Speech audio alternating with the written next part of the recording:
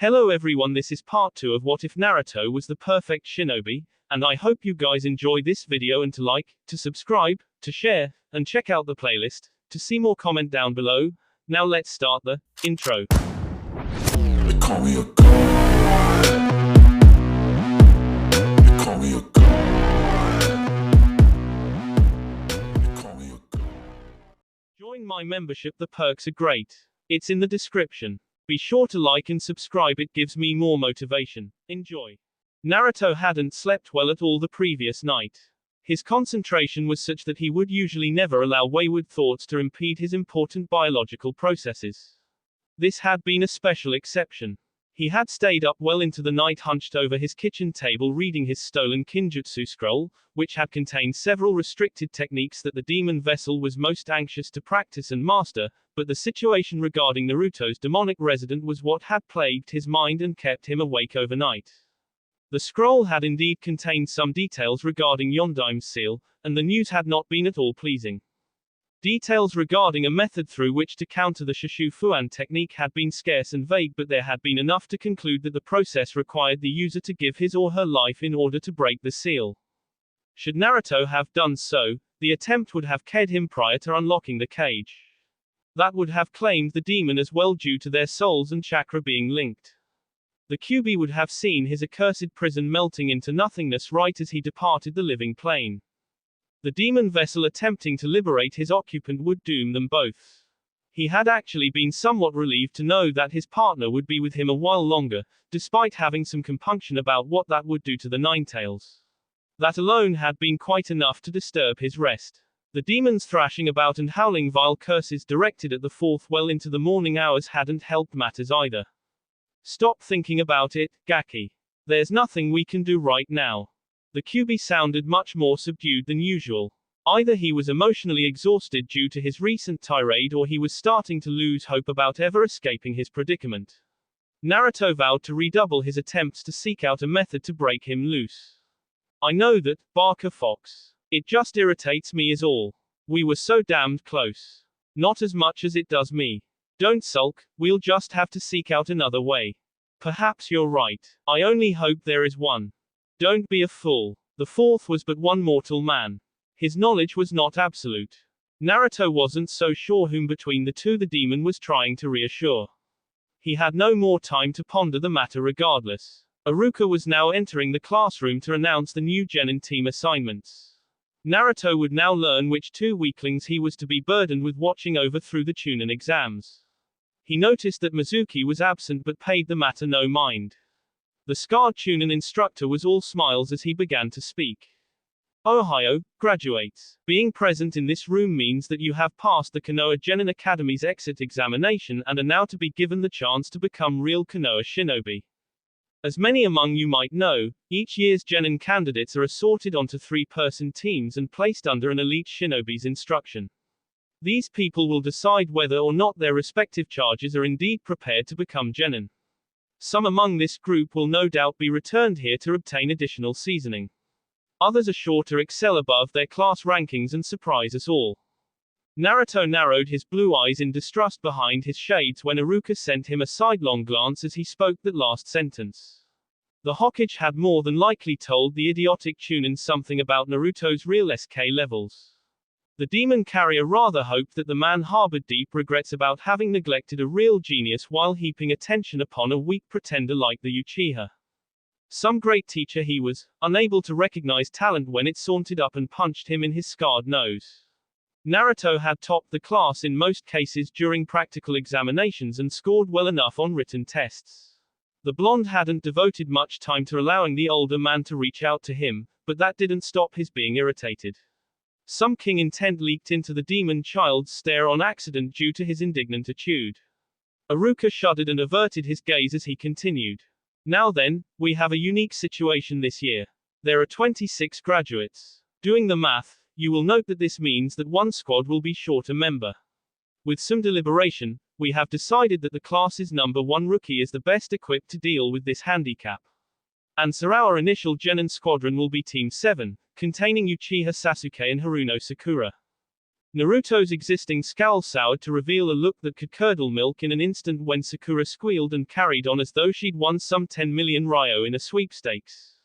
This obnoxious and hormonal little girl was a total disgrace to the Shinobi name and thus an embarrassment to everything that the blonde took pride in.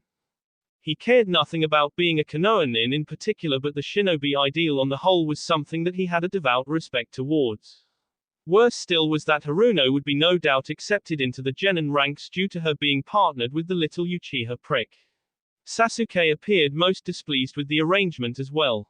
At least Naruto wouldn't have to deal with either, a most welcome occurrence seeing as he would so hate to be made to garrote his new teammates. Team 8, Inuzuka Kiba, Uzumaki Naruto, and Yamanaka Ino. Naruto decided that he could have done much worse. Kiba was at least a passable warrior and his canine senses would prove valuable in tracking situations that the blonde hated being bothered with. The Inuzuka was also about the sole person in the class that the demon vessel could talk to without having to repress his overall desire to rend and tear. Much. Ino on the other hand, borderline average might be the most appropriate term to describe her SKS. The girl excelled at nothing whatsoever and her attitude was something like nails grating along a chalkboard. The Yamanaka mind control techniques were almost useless in combat in addition. Dealing with her was certain to be a most unwelcome chore. He watched as she turned around to look at him with some dread showing in her bright eyes. Naruto didn't curtail his disapproving expression in the slightest. A little intimidation might help to keep that loud mouth shut. This has got to be my lucky day. We're on the same team and we landed the cutest little thing in the class to boot. Apparently the mutt a couple seats down was in heat. Naruto was really in no mood to make jokes. He was tired, both due to missing sleep and to an exhaustive jutsu study session. He decided to be honest about the third teammate's shortcomings. Pretend you know how to be serious, Kiba. She's going to be a huge liability. I've watched Ino in the practical exercises, and her level is well beneath ours. And you were more interested in the Hyuga yesterday anyhow. You'll never be able to keep a girl long with such a wandering gaze. That coming out of the expert on relationships. And we've got you to do our fighting. Naruto couldn't help smirking in amusement. I do appreciate your confidence, but I'm not gonna be your keeper. No worries, partner. I'll always be right with you when it counts. Take that to the bank. Naruto had little to say in response to such a declaration. The bank would kick me out. Do your best, Kiba. I expect no more than that. The assortment continued onward as the two talked. Nara Shikamaru, Hyuga Hinata, and Akamai Kichuji were made to comprise Team 10. Weakness mixed with laziness was guaranteed to make that team into a disaster. Aberrane Shino was then placed with two no-names who were well beneath the insect user's level and would no doubt be sent packing back to school. 8 teams and Uchiha Sasuke's personal nightmare existed at the end. Iruka then dismissed the new squads to take a 2-hour lunch break, following which the prospective Genin would meet their individual team instructors. Come on, Naruto. Let's go and hit up the lunch special at Ichiraku's, my treat. On a regular day, Naruto would have snorted and walked out on his own. He had been planning to go and take a nap. He had no doubt that their instructor would be giving the new Genin team another test, this one to determine whether or not the trio had the right mindset to become real shinobi. He would need his rest to ensure no mistakes on his part, since the other two were almost guaranteed to make several. But Kiba looked to be making a genuine attempt to become an actual teammate as opposed to a somewhat cordial classmate. Naruto decided not to spurn the gesture and would act along. I never took you to be the ramen type. That slop will stunt your growth, you know. Yeah, I'm really lacking for size. I might not be a beast like you, but I'm not stunted. Naruto let out another smirk. An Inuzuka calling somebody else a beast was hilariously hypocritical. Whatever you say, mutt.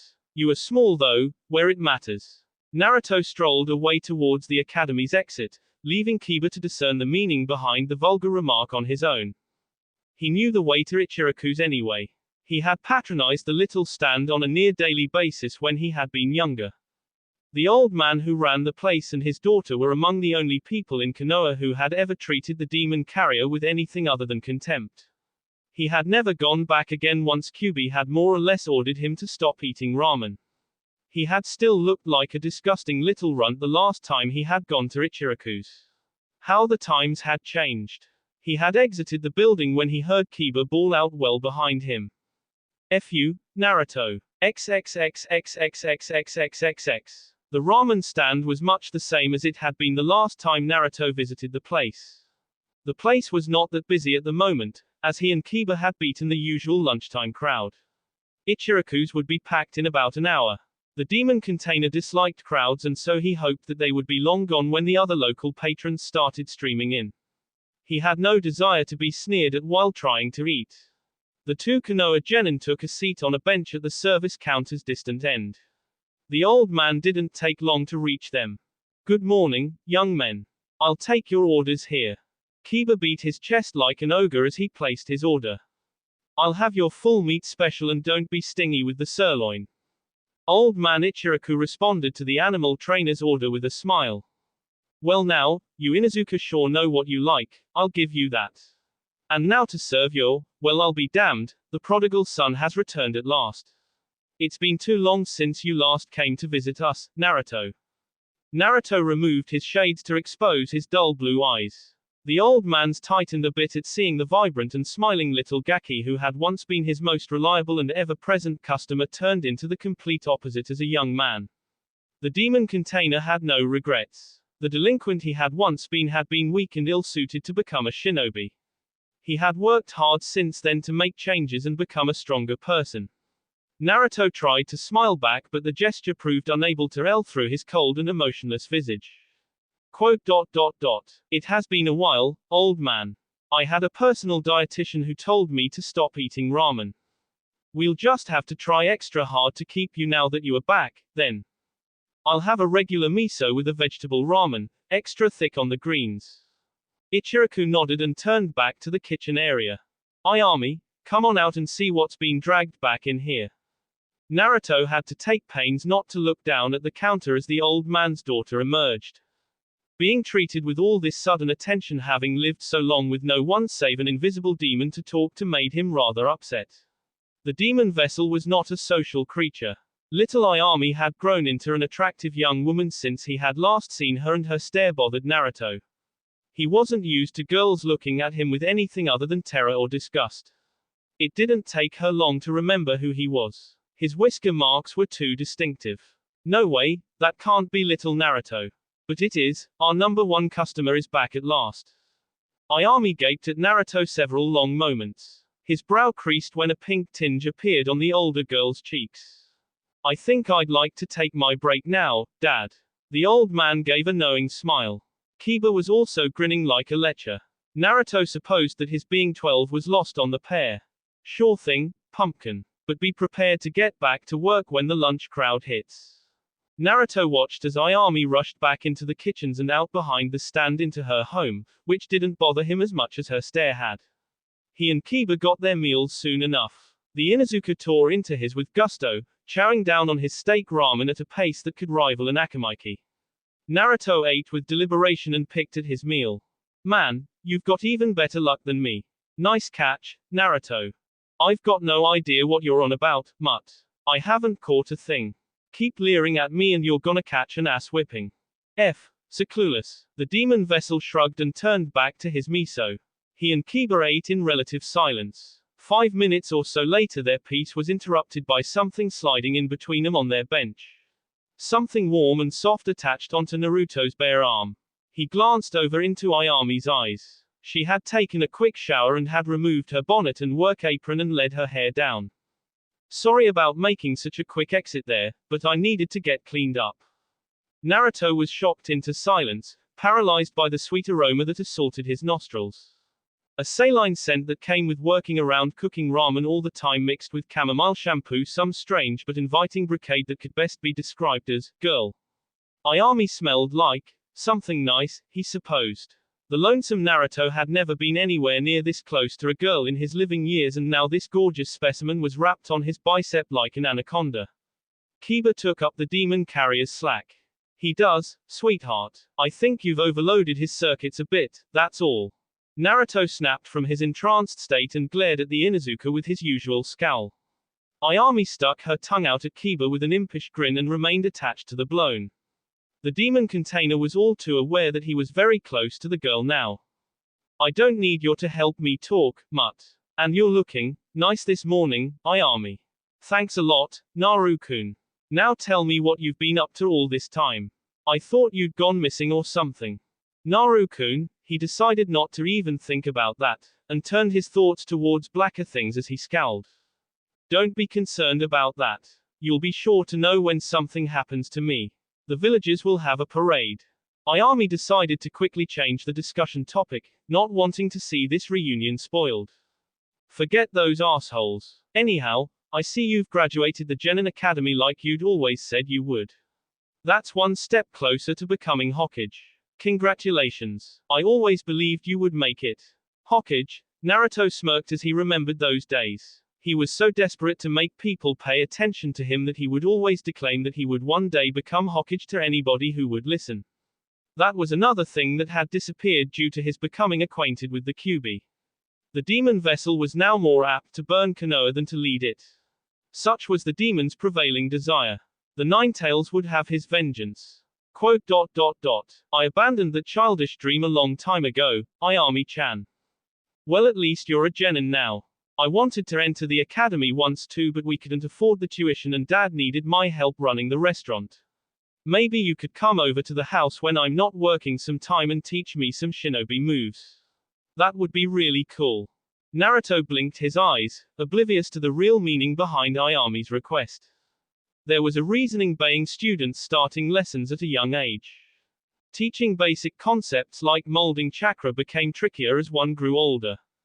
The tenketsu had to be built and deepened as soon as possible or else their overall potential would be stunted. Training a person to execute jutsu at 17 with no prior training might well be an impossible task. He might be able to teach her to throw a kunai at least. Spending time doing so would no doubt hinder his own training, however, and his hours were sure to be restricted enough due to pointless team sessions and crap missions. I don't know how possible that would be. Oh. Naruto watched as Kiba smote his brow and shook his head in sheer exasperation. He then pondered the situation a moment and glanced at Ayami's downcast expression, and the situation plowed into his mind like some speeding locomotive. He was almost certain that he could hear the damned demon laughing derisively at his stupidity as well. The ramen girl didn't care at all about learning techniques. Ayami was trying to tell him that she wanted to spend some time alone with him. He knew that he shouldn't care, but her hurt expression bothered him. Well, maybe we could do something. In what was a rare perceptive moment, Kiba realized that he was becoming a third wheel and stood to take his leave. I still gotta drop by my house and pick up a Kamaru before we meet the new sensei. Catch you back at the classroom, Uzumaki. Kiba stood up and strolled away whistling a tune. Ayami waited until he was gone and then leaned her head into the demon container's end. Her hair was still not yet completely dry and tickled his skin. She felt really nice, Naruto thought. The demon had always proved to be a great companion, but there was something special about real human contact that couldn't be replaced. You've gotten so tall and handsome, Naru-kun. I've really missed you. You're not a kid anymore. I wasn't aware that you cared. Guess I was a real prick to disappear like that. All I can do is apologize. Naruto understood that such gentle words should not be escaping his lips. This entire situation wasn't right, but he couldn't summon the resolve to leave. Ayami released his arm and reached over to cup his cheek, stroking his whisker marks with her thumb. He closed his eyes and sucked in a euphoric breath as she touched the sensitive area. Let me tell you why I work in the kitchen now rather than serving. Some time back I overheard a customer running you down to his buddies while I was taking an order. I lost my temper and threw hot broth onto him. He marched up to Dad and demanded that I be fired. Dad kicked him out and told him not to come back ever again, and that anybody else who badmouthed you was not welcome at Ichiraku's.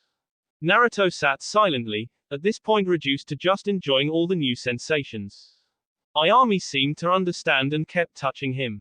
The demon container had never experienced anything near as pleasurable as this. He only hoped that nobody else was watching. His meticulously built reputation would be shattered should word get out about his having been reduced to absolute mush by some civilian girl with magical hands. Something was building in the blonde's nether regions, and was getting more intense with every caress to his trademark feature. Sorry to interrupt here, Pumpkin, but I need you back in the kitchen. Ayami stomped in annoyance but stood up to leave. Old man Ichiraku was at least compassionate enough to leave the two a moment. Naruto shook his head when their contact ended. The girl then threw her arms around his end from behind and planted a chaste kiss on his cheek. I have to go back to work now, Naru-kun.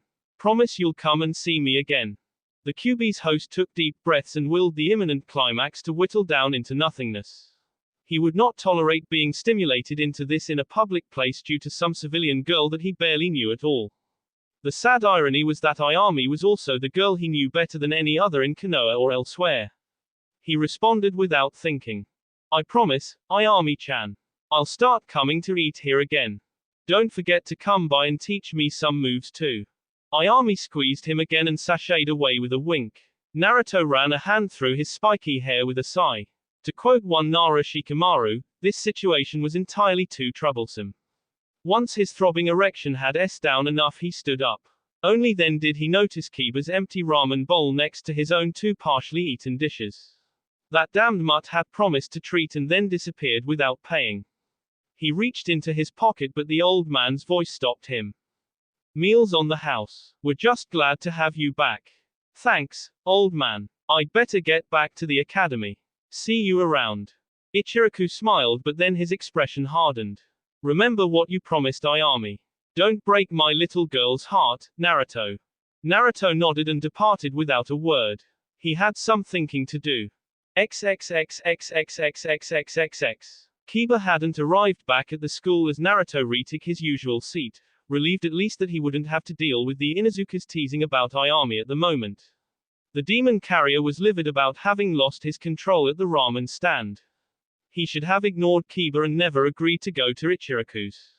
He had been enraptured due to the ramen girl's touch and had given in to his hormonal instincts. Ayami did seem to care about Naruto, at least. Such an incident could never be repeated. Loive and wanton hormonal cravings on the whole were irrelevant. Whatever impeded Naruto's progress as a shinobi could not be tolerated. The girl wasn't even a kunoichi. She could not even begin to comprehend the perilous world that comprised the blonde's entire existence.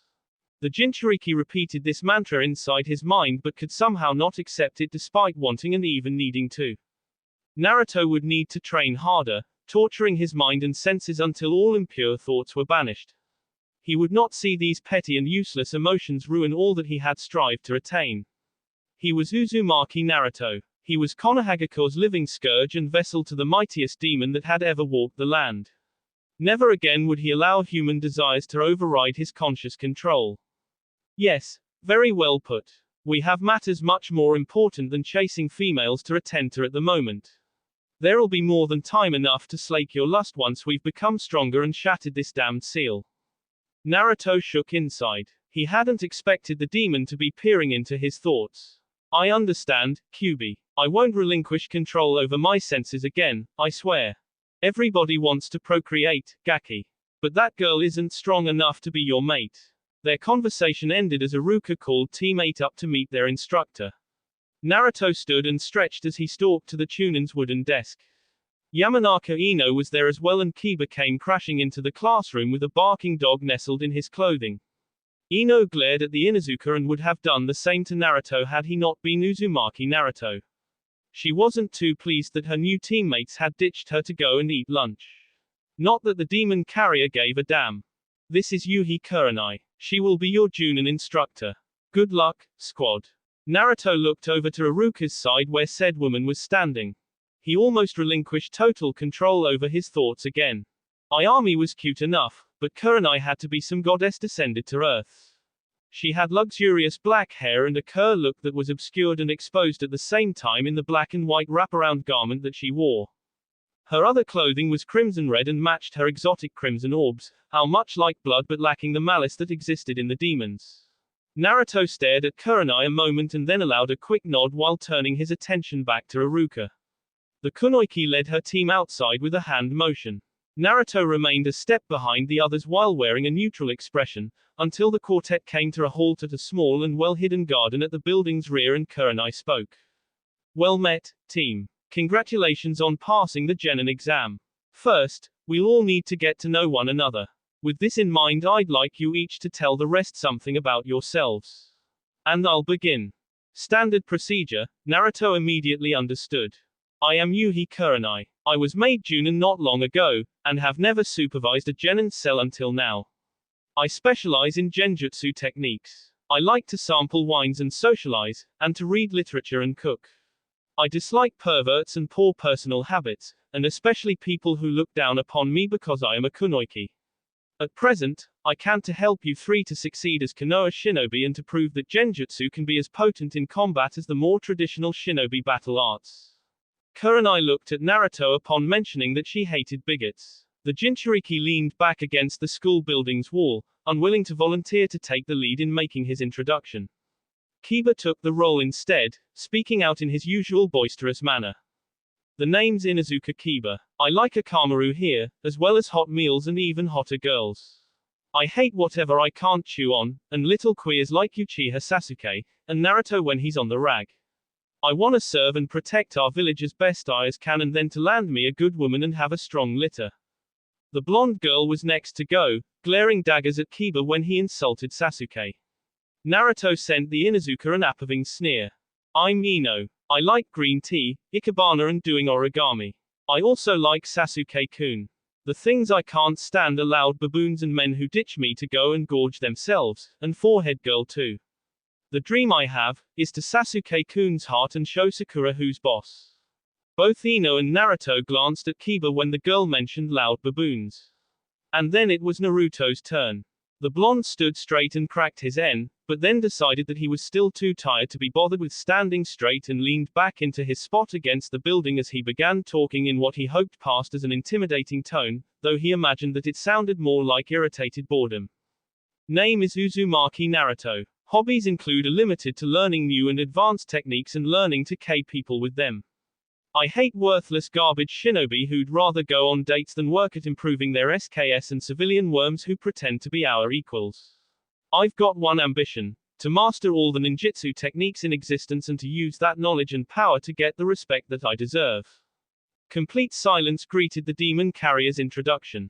Ino had gone pale, mostly due to Naruto having looked directly at her when spouting his dislikes. Kurenai watched the blonde with a look that seemed torn between being concerned and impressed. Kiba smirked and wagged a hand in an exaggerated gesture. He also likes cute ramen stand girls. He's not as badass as he wants to pretend. Naruto's response was to whip out a shuriken and tossed it at the stupid mutt. Kiba blanched as he rolled to dodge the missile. Damned mongrel, ruining his diatribe like that. Perhaps allowing the others think that he was posturing and nothing more would work to his advantage. Naruto scowled and returned to his post against the wall as Kurenai spoke up again. The woman seemed to be much more at ease than she had been earlier. Well, that was interesting. I will now explain how we're going to operate. In the past, the village has chosen to create specialized genin squads designed to tackle particular missions, whether those be combat, espionage, or whatever. That has now changed, however. Due to various abnormal circumstances taking shape outside Konoha's borders, the Sandaime Hokage-sama has decided that our new blood needs to be able to thrive in all situations and combat whatever threat might meet them. As such, each genin cell will have one person designated as a combat specialist, one tracking specialist and one support and out-off or tactical specialist. You call all surmise the rest as pertains to this team, I would hope. Naruto nodded. That was simple enough. Kiba was the tracker due to his enhanced bestial senses and trained animal companion. Others filling this role on other squadrons would include Hyuga Hinata with her Byakugan and Aberrane Shino with his Kikaichu. Naruto was to be teammates warrior, and would have wanted or accepted nothing else. He and Kiba should be able to work well enough as a tandem in battle. The Inuzuka specialized in close quarters combat to a large degree, which would leave Naruto able to move around and use his ninjutsu and genjutsu to his best while Kiba kept enemies occupied. Ino would hang back and not be a burden, and would be the support person then. The Yamanaka clan's Shintention no Jutsu possession SK was good in gathering intel, while inaccurate and slow and suicidal in general to attempt to use in a combat situation. Not that this all meant S to Naruto, as he doubted either would be able to keep up with him. Quote. So can do tracking while Naruto KS people, that sounds about right. Not so deep or eloquent, but still correct. Good thinking, Kiba. Now that we've all been introduced, let's take some time to rest. We'll commence our initial training session tomorrow morning at dawn, and I want us all to be at peak condition. Until then, suckers, I could use that nap right about now. Kiba strolled back towards his compound while waving over his shoulder. You seem real strong, Uzumaki-san. I'll do what I can to get better too. Ino smiled a timid smile, but almost ran to escape the tall blonde shinobi. Naruto sighed and ran a hand through his spiked locks as he started back towards his squalid little apartment to get some needed rest. Sleep was not to be his on that occasion, however. Remain behind a moment, Naruto-kun. I'd like us to speak in private a while. The Jinchuriki turned back towards his new sensei. Kurenai waved him over to take a seat on a small blanket that she had laid out on the grass. He remained somewhat nervous about being this close to such a stunning woman despite the earlier situation with Ayami. He putted over to the indicated spot and sat down, crossing his legs in the traditional relaxed position. You seem to be emerging as the team's leader. I'm not so sure about that, Yuhi-sensei. I have no real leadership abilities. And he didn't, at least in his own mind. Naruto viewed others as encumbrances and would much rather handle things on his own. He certainly had no wish to inspire people or make them seek out his presence and stand beside him. The demon vessel had survived on his lonesome and would continue doing so. His nine-tailed partner was all the companion he had ever needed. Please, Kurenai will do. And you underestimate your charisma. The Inuzuka are well known as outspoken and headstrong individuals, and Kiba is no exception. But even though he banters with you, he seems to recognize you as the stronger and obey your direction.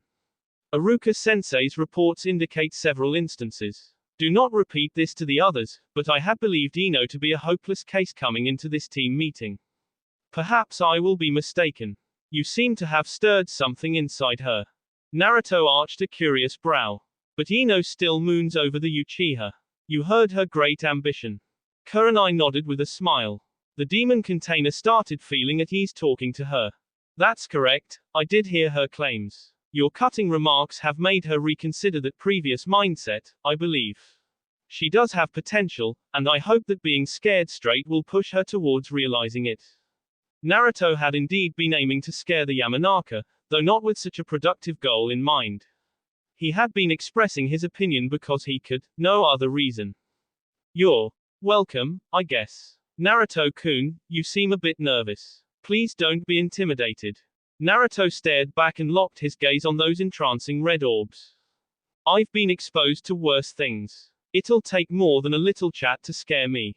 She smiled again, though Naruto imagined seeing some concern beneath the gesture. The spiked blonde concluded that he rather liked her smile.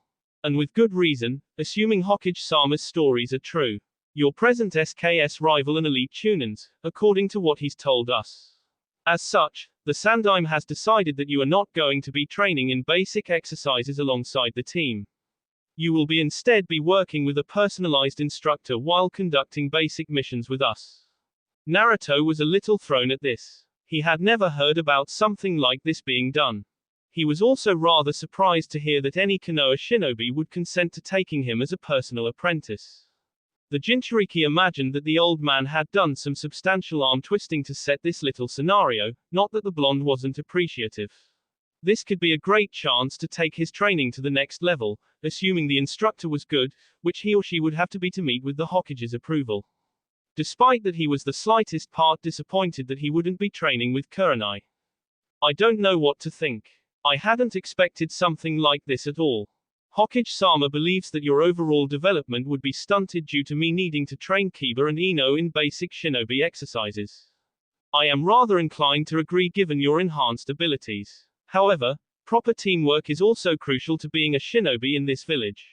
You have been placed on a rookie team due to this. You will also be shadowing your sensei on some higher rank missions. She was once apprenticed to a most scared and knowledgeable shinobi, and will prove a more suitable choice than I would be to mold your individual strengths. Naruto had heard stories about a woman who had once been apprenticed to the Snake Sannin.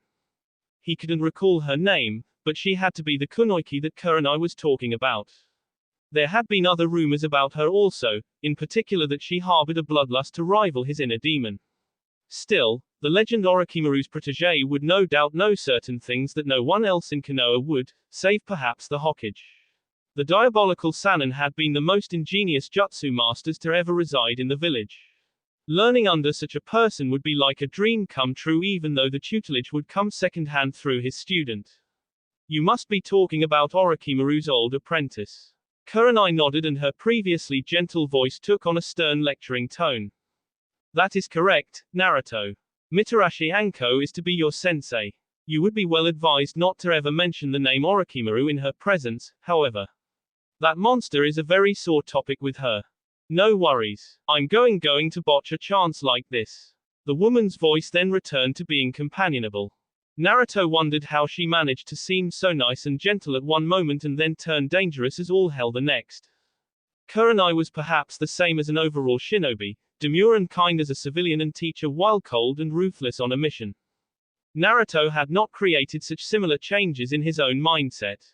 The Jinchuriki tended to be vicious and snide all the time. Kurenai wasn't quite the same though. She hadn't made him think those harsh thoughts as most other people in Konoha did without much exception, and he couldn't place this awareness in the least. The blonde did realize that he somehow knew that he could invest his guarded trust in her, though he still wasn't quite prepared to make that plunge, to be certain, but being able to realize that he could without needing to be concerned about having the gesture thrown back at him with a sneer was rather soothing. That's good to hear. Anko-san will be waiting to meet you at training ground 19 in an hour. Then I'd best get over there. I'm sure being late wouldn't make a good impression. Naruto had risen to leave when her hand grasped onto his. He must have imagined the sudden electric spark that surged through him. One last thing, Naruto-kun. You're more than welcome to come to me seeking help or advice, even though I am not your designated instructor. I will be depending on you much more than the others should our team ever encounter real danger on a mission, so you ought to be able to depend on me as well. Naruto blinked and nodded. Right, I need to be going. Naruto shook the unbidden thought that he would be making pains to need extra work on his genjutsu. The blonde couldn't think about such matters at the moment. He had to clear his mind and keep his senses at optimum condition. The Jinchuriki released Kurenai's hand and started at a brisk pace towards the village training grounds to meet with a woman that most reports labeled as being at least borderline deranged. The demon carrier's shinobi experience was about to become much more interesting. Opening parenthesis. That will be all for this video. Be sure to like, subscribe, share, and comment down below for more videos. Goodbye.